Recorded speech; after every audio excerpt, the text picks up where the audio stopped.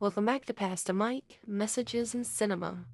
And today I want to talk a little bit about the movie that is a blockbuster hit for the last 3 weeks and who has one of my favorite actors in it, Michael B. Jordan. Sinners. All right. So tell me, before I even get started, did you see the movie? If you have not seen this movie, do not watch this. Click off of it. Get to your nearest theater and watch this movie before it leaves. Once you've watched it, then come back. And you know what? The reason why I say go to the theaters, because I know it'll probably stream soon, is because it's so much better when you share it with a big audience. Because it's just, everyone feels the same things in different, in different scenes and different acts in the movie. So it's better if you go to the actual theater to see it because you all experience it. It's definitely immersive. So I encourage you to go to the movies to see this. Very proud of Ryan Coogler and everybody who is involved in this movie. Spectacular. I don't even know what to say about it. I've seen it twice, and I probably will see it again this weekend before it leaves the theaters.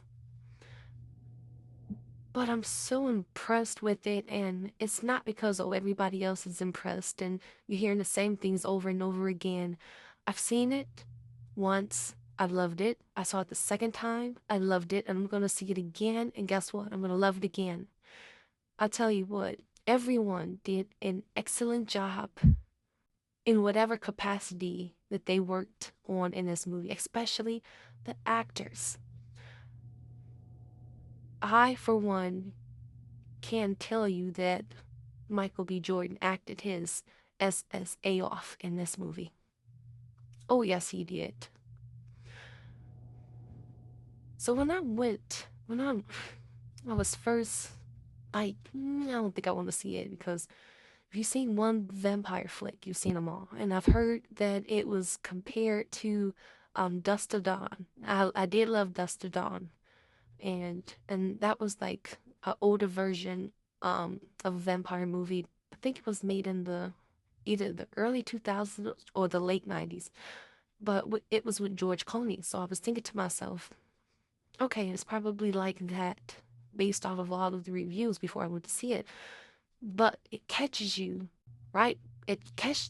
This movie catches you and tells you that it's nothing like anything that you've ever seen. So when you go in, please do not go into this movie having any preconceived ideas about what you think it is because it is going to tell you something completely different. Something else I can tell you about this movie is that you will be excited to see it more than once because there will be different aspects of this movie that grab you. There'll be different things that you'll catch. Say for instance, you went to see it this weekend. If you went to see it again next weekend, you're gonna find something different that you didn't catch the first time. So you're gonna catch different moments in the movie that you didn't catch the previous time. That is going to, make more sense and uncover some truths.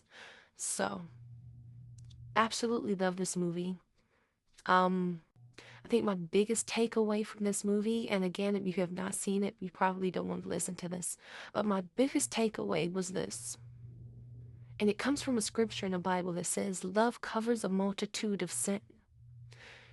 And in that scripture, what it's talking about is no matter how bad you are as a person, love, which is God, can cover that.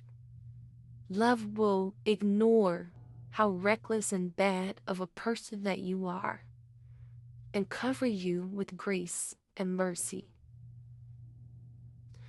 And that is what the Smokestack Twins relationship was.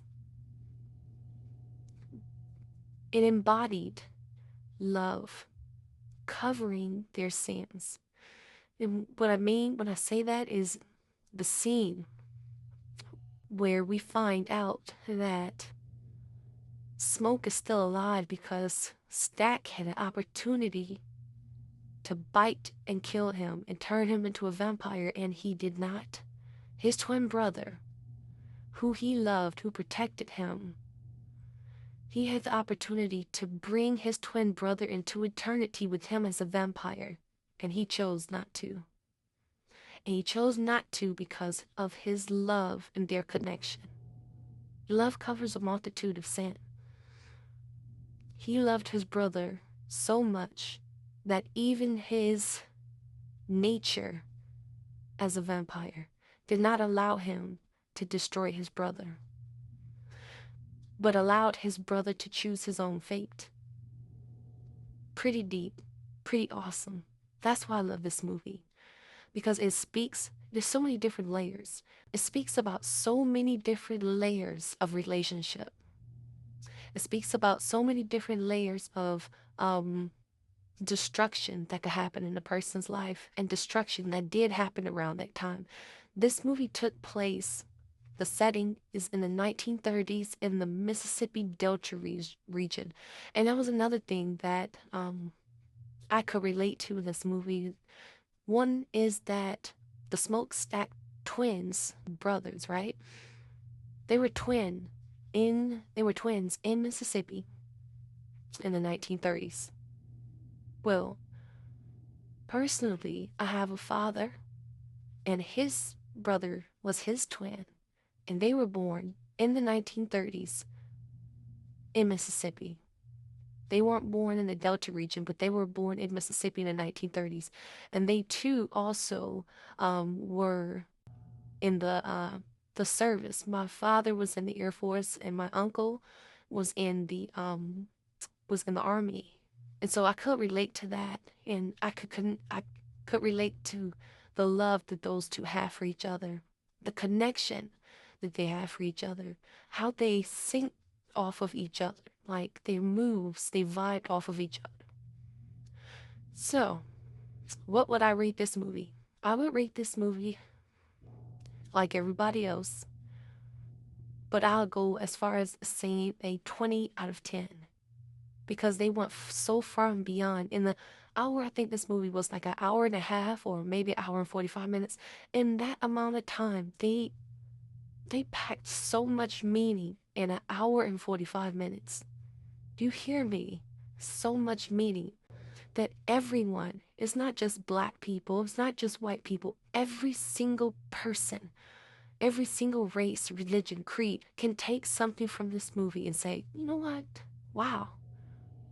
Hmm, I understand that part. Or I think that this happened because of this. Or I can relate to this because this happened to somebody that I knew, or this happened to me, or just they'll be able to relate, just like how I was able to relate it to, my father's and his twin brother's upbringing.